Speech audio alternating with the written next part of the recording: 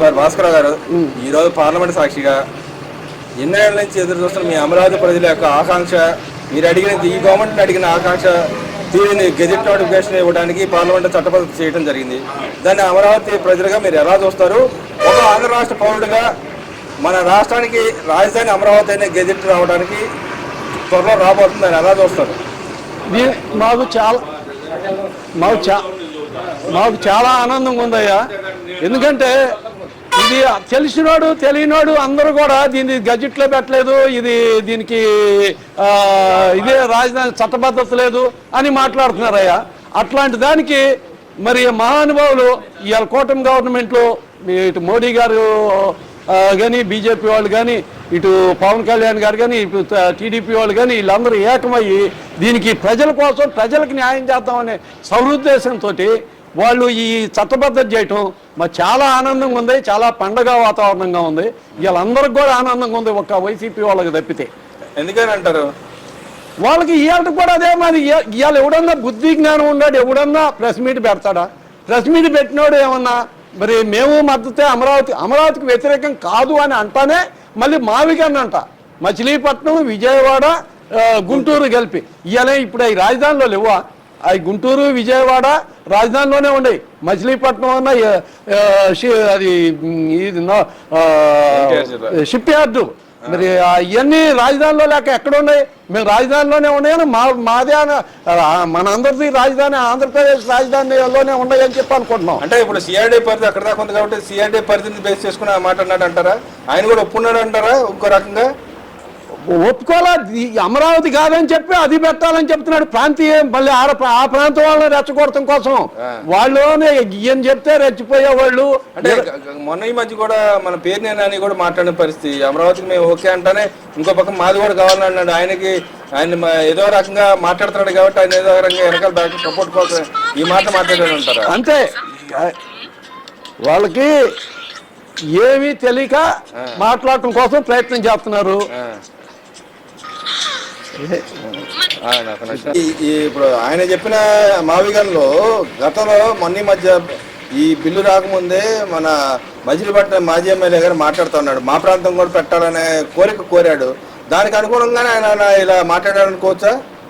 మరి మీ ప్రాంతం పెట్టాల్సినాడు. ఇప్పుడు ఆ రోజు మీరు 5 సంవత్సరాలు గవర్నమెంట్లో ఉండవు, నువ్వు కూడా మంత్రిగా కూడా ఏడ్చావుగా, మరి అప్పుడు ఎందుకు అడగలేదు జగన్మోహన్ రెడ్డిని మచిలీపట్నం రాజధానిగా చేయమని వచ్చినప్పుడు? మరి ఎందుకు చేయలేదు? అది ఎందుకు అడగలేదు? అలా మరి ఇవాళ మచిలీపట్నం ఈ రాజధానిలో భాగమనే మేము అనుకుంటున్నాం. మచిలీపట్నానికి అమరావతి నుంచి మచిలీపట్నానికి 6 లైన్ల రహదారి కూడా ఇప్పుడు ఆల్రెడీ 4 లైన్ల రహదారి ఉంది, ఇంకోటి 6 లైన్ల రహదారి కూడా రాబోతుంది. మరి రాజధానిలో ఒక భాగమేనని చెప్పి మచిలీపట్నం కూడా డెవలప్ అయింది.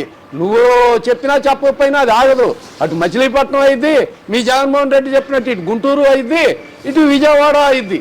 ఇవన్నీ కూడా రాజధానిలో భాగమే వాళ్ళు అనుకుంటున్నారు. అంటే వాళ్ళు చెప్పగానే చదువుతున్నారంటారా? నేను సపోర్ట్ అని చెప్పగానే చదువుతున్నారంటారు, లేకపోతే మాకు సపోర్ట్ అని చెప్పడం కాదు, ఆడ ప్రాంతీయ తత్వం దాటానికి అమరావతి లేదు, డబ్బులన్నీ అమరావతిలోనే ఖర్చు చేస్తున్నాడు, మన డెవలప్ అవ్వు, మీరు విజయవాడ, గుంటూరు ఇక్కడ పెడితే తొందరగా డెవలప్ అయింది అని చెప్పండి అని చెప్పకుండా వాళ్ళని రెచ్చగొడటం కోసం ప్రయత్నం చేస్తున్నాడు. అంటే ఇక్కడ మనం చూసుకుంటే ఒక రాజ్యానికి రాజు ఎంత ముఖ్యమో ఆ రాజ్యానికి ఒక క్యాపిటల్ కూడా అంతే ముఖ్యం. గతం మన చరిత్ర చూసుకుని అదే పరిస్థితి. మరి ఈ మాజీ రాజుగారి ఛత్రపతి రాజు గారికి మరి క్యాపిటల్ అనే పదమే లేదు రాజ్యాంగంలో అని మాట్లాడుతున్నాడు. మరి ఆయన ఏ రాజ్యాంగం చూసి మాట్లాడుతున్నాడు అంటారు? అసలు అదే నాకు అర్థం కావట్లా. మరి ఇన్ని సంవత్సరాలు నాకు కూడా దగ్గర 70 సంవత్సరాలు అవుతాయి. ఈ 70 సంవత్సరాల్లో ఏ నాయకుడు కూడా మరి రాజధాని అనేది రాజ్యాంగంలో లేదు అని ఈయన మరి ఈయన ఏం చదివాడు? నేను ఫస్ట్ క్లాస్ స్టూడెంట్ అంటాడు. మరి ఏ క్లాస్లో ఫస్ట్ క్లాస్ స్టూడెంటో మరి ఏం చదివాడో, ఆయన డిగ్రీ ఏందో, ఆ డిగ్రీలో నేను ఫస్ట్ క్లాస్ అని చెప్పి నేను రాజ్యాంగాన్ని చదివాను, పలానా కాజు ప్రకారం రాజ్యాంగంలో రాజధాని లేదు అని చెప్పు. నీకు సపోర్ట్ నువ్వు తప్పితే ఇంకొకటి ఎవడన్నా బుద్ధి జ్ఞానం ఉన్నాడు. రాజ్యాంగంలో రాజధాని అనే పదం లేదనేవాడు ఎవడూ లేడు. నువ్వు ఒక్కడే వాగుతున్నావు. అది మరి నీకు తెలిసే వాగుతున్నావో తెలియక వాగుతున్నావో, నువ్వు అబాస్ పాలవుతున్నావు. జగన్మోహన్ రెడ్డి నిన్ను అబాస్ పాలవుతున్నారు ఈ మాట అంటే. రాజధాని లేనిది మరి 5 సంవత్సరాలు ఎక్కడి నుంచి పరిపాలించావు? ఒకసారి ప్రజలు బుద్ధి గడ్డి తిని నిన్ను ముఖ్యమంత్రిని చేస్తే ఇదే రాజధానిలోనే అమరావతి రాజధాని నుంచే పరిపాలించావు కదా. మరి దాని రాజధాని అన్నారు కదా రాయాలా? మరి నువ్వు ఎక్కడి నుంచి పరిపాలించావు? అంటే ఇంకో మాట కూడా వస్తే మన బొత్స గారు కానీ అటుపక్క ధర్మాన్ని కానీ సీదిరి అప్పరాజు కూడా మాట్లాడుతూ ఉన్నారు, ఉత్తరాంధ్రకి అన్యాయం అవుతుంది అన్నట్టుగా మాట్లాడుతూ ఉన్నారు. ఇంకా మీరు గెజిట్ పేపర్ పట్టుకొని వెళ్ళినంత మాత్రం ఏం జరిగింది, మేము వస్తే మేము మార్చుకుంటాం అనే విధంగా మాట్లాడుతూ ఉన్నారుగా. అంటే గతంలో కూడా మారిపోయి ఇదేముంది మారిపోవడానికి ఏముంది, మేము వస్తే మేము మార్చుకుంటాం అనే విధంగా వాళ్ళు మాట్లాడుతూ ఉన్నారు పదే పదే. దాన్ని కూడా ఎలా చూడొచ్చుంటారు వాళ్ళు? ఆ ముగ్గురు నలుగురు తప్పితే మాట్లాడేవాళ్ళు ప్రజలు పూర్తిగా అమరావతికి మద్దతుగా ఉన్నారు, అమరావతికి సపోర్ట్గా ఉన్నారు. ప్రజలందరి నినాదం మేము ఇటు చిత్తూరు దగ్గర నుంచి ఇటు శ్రీకాకుళం వరకు పాదయాత్ర చేశాము. అందరి అభిప్రాయాలు కూడా మమ్మల్ని ఎవరు వ్యతిరేకించలేదు, ఘనంగా స్వాగతించి మేము అమరావతి రాజధాని అన్నారు, అమరావతి ఏకైక రాజధాని ఉండాలని చెప్పి అందరూ కోరుకుంటున్నారు. ఇవాళ ఉత్తరాంధ్రకి ఏం అన్యాయం జరగట్లేదు, ఉత్తరాంధ్ర చాలా అభివృద్ధి చెందుతుంది. ఉత్తరాంధ్ర ప్రజలకు తెలుసు, మీరు చెప్తే ఎవరు ఏమో. ఉత్తరాంధ్రలో ఇవాళ మరి గూగుల్ ఏంది, లేపు అనకాపల్లిలో నక్కపల్లిలో మెట్రల్ స్టీల్ కంపెనీ ఏంది, మరి భోగాపురం ఎయిర్పోర్ట్ ఏంది, మరి ఇవన్నీ ఉత్తరాంధ్రలో వస్తున్నాయి కదా. ఉత్తరాంధ్రలో పూర్తిగా అభివృద్ధి చేస్తున్నాడు నారా చంద్రబాబు నాయుడు గారు అనే మహానుభావుడు.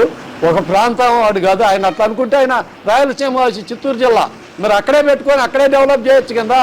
ఆయన అది చేయలే. రాష్ట్రం 3 ప్రాంతాలు, అటు రాయలసీమ, ఇటు కోస్తాంధ్ర, ఇటు ఉత్తరాంధ్ర మొత్తం కూడా అభివృద్ధి చెందాలని చెప్పి అన్ని చోట్ల అన్ని పరిశ్రమలు పెడుతున్నాడు, అన్నీ తీసుకొస్తున్నాడు. కానీ ఎక్కడా ఒక ప్రాంతంగా మీకు మళ్ళీ ఒక ప్రాంతాన్ని ఎడగొట్టి, ఒక కులాన్ని ఎడగొట్టి, ఒక మతాన్ని ఎడగొట్టి మాట్లాడే మనిషి కాదు. అంటే ఇక్కడ మనం చూసుకుంటే ఇంకో మాట కూడా వాళ్ళు పదే పదే సీజుల అప్రాజు మాట్లాడుతూ ఉన్నాడు, చంపారు చంద్రబాబు నాయుడు గన్పెట్టి కాల్ చేయాలని మాటలు మాట్లాడుతూ ఉన్నాడు. దాన్ని ఎలా చూడొచ్చు అంటారు? దాన్ని అది ఎవడు మాట్లాడతారు? ఒక మనిషి అనేవాడు ఎవడన్నా మాట్లాడతారా? ఒక నాయకు ఒక ముఖ్యమంత్రిని పట్టుకొని చంపేయాలి, కాల్ చేయాలి, గన్ను పట్టుకొని అని మాట్లాడే ఎదవ ఎవడు ఉంటాడు? వాడు ఒక రౌడీ ఎదవా, ఒక గోండా ఎదవా, ఓ గోండా ఇట్లాంటి ఒక టెర్రరిస్టు ఇట్లాంటి వాళ్ళు మాట్లాడతారు. వాళ్ళు రాజకీయ పార్టీని నడిపే నాయకులా? వాళ్ళు రాష్ట్రానికి మంత్రులా?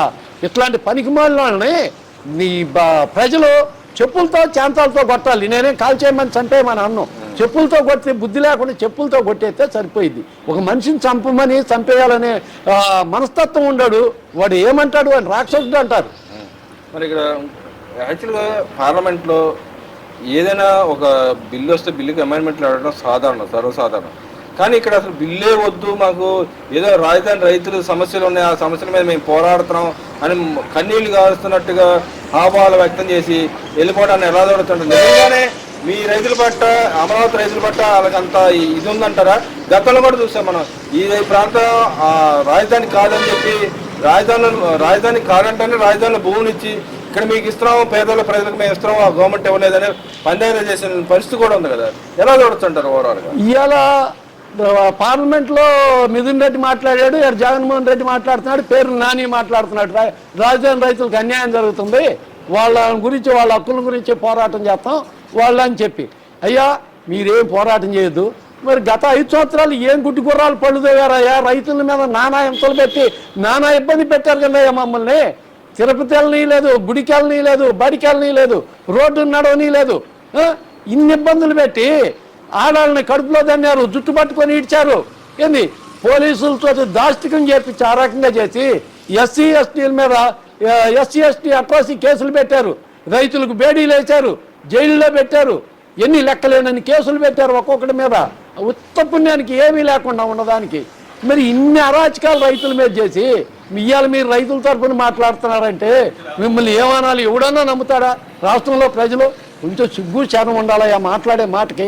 5 సంవత్సరాల్లో మీరు రాష్ట్రంలో ప్రజల గురించి కానీ రైతుల గురించి కానీ ఏమన్నా పట్టించుకున్నారా? ఎవరినన్న గురించి ఏం పట్టించుకోండి. ఇవాళ మాట్లాడతారు రైతులకు అన్యాయం జరుగుతుందని. ఇక్కడ ఎవరు అన్యాయం జరగట్లేదు, మాకు న్యాయమే జరుగుతుంది. ఏం అన్యాయం కాదు. మిమ్మల్ని అడిగేవాడు ఎవడూ లేడు. అంటే ఇక్కడ మనం చూసుకుంటే దేశ ప్రజలందరూ ఒక పక్కన ఉన్నారు, వీళ్ళ పార్టీ ఒక పక్కన ఉంది కదా. దాన్ని ఎలా చూడుతుంటారు? నిజంగానే ప్రజల పట్ల వీళ్ళకి నిబద్ధత అసలు ఉందంటారా ఆ పార్టీకి కానీ వాళ్ళ నాయకులకు కానీ? నాకు వెనక రామాయణంలో కథగా గుర్తొచ్చింది. ఏంటంటే ఇప్పుడు అందరూ మద్దతు పలికే, అటు అధికార పార్టీ కూటమిలో ఉండాలి మద్దతు పలికారు, ఇటు ప్రతిపక్షంలో ఉన్న కాంగ్రెస్ మద్దతు పలికింది. మరి వీళ్ళు నలుగురు మద్దతు పలకలేదంటే శ్రీరామచంద్రుడు అరణ్యవాసానికి పోయేటప్పుడు ప్రజలందరూ ఆయన ఎమ్మడిపడ్డారంట. ఆయన ఎమ్మడిపడి పోతుంటే మీరు ఇంత దూరం వస్తారు, స్త్రీ పురుషులు అందరూ కూడా వెనక్కిపోండి అయ్యా, మీ పనులు చేసుకోండి, స్త్రీలు పురుషులు అందరూ వెనక్కిపోండి అయ్యా అని చెప్పాడంట. చెప్పి ఆయన అరణ్యవాసానికి పోయి మళ్ళీ 14 సంవత్సరాలు చేసి తిరిగి వచ్చేసరికి కొంతమంది మిగిలారంట. ఆడ ఏందయ్యా ఏంది మీరు ఉండాలంటే మమ్మల్ని బొమ్మలేదండి. అదేది నేను స్త్రీలు పురుషులను బొమ్మన్నారు కానీ మీరు మమ్మల్ని బొమ్మలేదు, మేము స్త్రీలు కాదు పురుషులు కాదు అని మిగిలిపోయామన్నారంట. ఇవాళ జగన్మోహన్ రెడ్డి వైసీపీ ఎంపీల పరిస్థితి అదిగా ఉంది. వీళ్ళు ప్రతిపక్షమో తెలియదు, అధికార పార్టీయో తెలియదు, ఇప్పుడు గవర్నమెంట్ సపోర్టో తెలియదు, లేకపోతే దీన్ని వ్యతిరేకత ఉందో తెలియదు. అసలు ఎవరైంది ప్రతిపక్ష ఏ పార్టీ అయింది తెలియకుండా, ఏ పక్షం అయింది తెలియకుండా వీళ్ళు వాళ్ళలాగా మిగిలిపోయారయ్యా. అది వాళ్ళ పరిస్థితి ఇవాళ. అంటే వాళ్ళ రహదారి వేరుందంటారా ఇక్కడ? వాళ్ళ రహదారి వేరుందంట. వాళ్ళ రహదారి వేరంటే వేరు కాదు, వాళ్ళకు శాడిజమైన రహదారి. చదివితే మమ్మల్ని ఇప్పుడు ప్రతిపక్షం వాళ్ళు చేశారు, అధికార పార్టీ చేశారు, మనం రెండిట్లో లేవనే వాళ్ళం. మనం ఇటు అధికార పార్టీ వాళ్ళం కాదు, ఇటు ప్రతిపక్షం వాళ్ళం కాదు. మనం ఏడెందుకని చెప్పి వాళ్ళు బయటకు పోయారు. కానీ వాళ్ళు బయటకు పోతే ఏమైంది? ఆ బిల్లు ఏమన్నా ఆగిద్దా? ఆ బుద్ధి అన్న ఉండాలి కదా. కనీసం సైలెంట్గా కూర్చోండి, వాకౌట్ చేసి బయటకు పోవటం ఏంది? ఇలా ఆయన ప్రెస్ మీట్ పెట్టినట్టే ఉంది.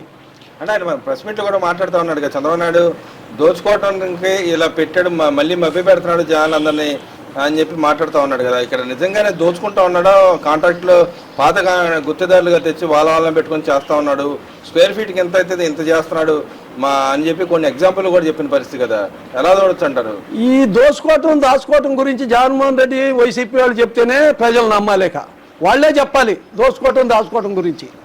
ఎందుకంటే వాళ్ళు చాలా నీతివంతంగా పరిపాలన చేశారు కదా 5 సంవత్సరాలు. ఎక్కడ దోచుకోవటం తెలియదు కదా.